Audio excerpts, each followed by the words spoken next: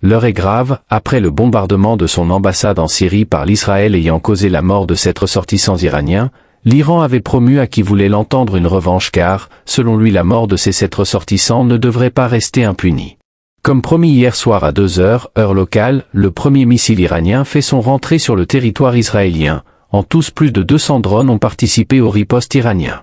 Bien que la Syrie juge légitime la revanche d'Iran, dans la journée du 14 avril, les pays du G7 sans oublier la France ont condamné cette attaque iranienne contre Israël et demandent un cessez-le-feu des deux parties après que l'Amérique aurait participé à défendre le territoire israélien, une option sur laquelle l'Iran avait averti l'Amérique de se tenir hors de cette attaque qui ne concerne que l'Iran et l'Israël.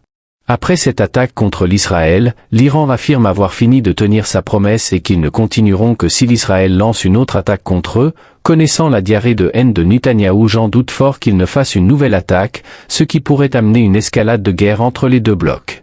Ne manquez pas de nous dire votre point de vue dans les commentaires sur cette nouvelle tension qui vient s'ajouter à plusieurs autres qui font déjà bouger la ligne de paix entre le bloc occidental et le bloc de l'Est. À bientôt.